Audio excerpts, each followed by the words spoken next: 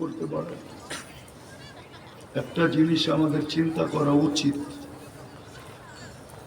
যে আল্লাহ আমার উপরে কতটুকু দয়া করছেন আর করতেছেন আর কতটুকু করবেন। আল্লাহর দয়া আমার উপরে কতটুকু, বিপরীতে আমি কতটুকু আল্লাহর জন্য করতেছি,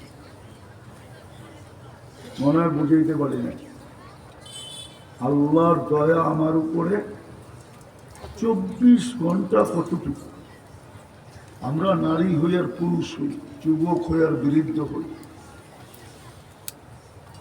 আর এটা চিন্তা করা এই জন্য দরকার যে অচিরেই তো আমরা সবাই আল্লাহর কাছে চলে যাব। আগের থেকেই তো ঘোষণা, এমন তো না নতুন কিছু। আগের থেকেই তো আল্লাহ ঘোষণা দিয়ে রাখছেন, লাতুসআলুন্না আনিন নাঈম। যদি প্রস্তুতি না নিয়ে আসো তাহলে প্রত্যেকটা নেয়ামতের হিসাব কিন্তু তোমার কাছ থেকে নিব, একটা কিঞ্চিত ব্যাপারও ছাড় দিব না। এই জন্য কোরআনে আরেক আয়াতে আছে, ওমান ইয়ামাল মিসকালা যাররাতিন খায়রান ইয়ারা ওমান ইয়ামাল মিসকালা যাররাতিন শাররান ইয়ারা। যাররা পরিমাণ তোমাকে ছাড় দেওয়া হবে না। ভালো হলে বিনিময় দেওয়া হবে, ভালো না হলে এটারও তোমার থেকে শাস্তির সম্মুখীন করা হবে। বলতে পারেন প্রতিশোধই নেওয়া হবে। তাহলে চলে তো যাবো, এটা তো সে সত্য, ঠিক না?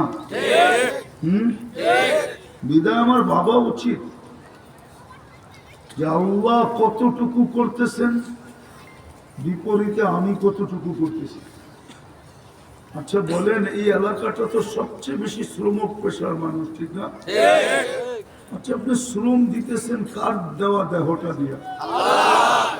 একজনও তো এখানে নাই যে প্রতি মাসের শেষে এই কথা বলে যে আল্লাহ আপনার দেওয়া দেহ এবং সুস্থতার মাধ্যমে প্রতি মাসে কম কামাই আর বেশি কামাই, একটা পয়সা আমার হাতে আসে, আসে না? হ্যাঁ, একজন কি এখানে আছে যে প্রতি মাসে 100 টাকা বাহির করে উপরের দিকে দেখায় বলে আল্লাহ এটা আপনাকে দিলাম? রাগ হয়ে গেলেন? দেহটা কার দেওয়া? সুস্থতা কে দিছে? ডেলি আল্লাহ আমাদেরকে কতটুকু দেয়? আমি ছোট একটা উদাহরণ বুঝানোর জন্য বলতেছি।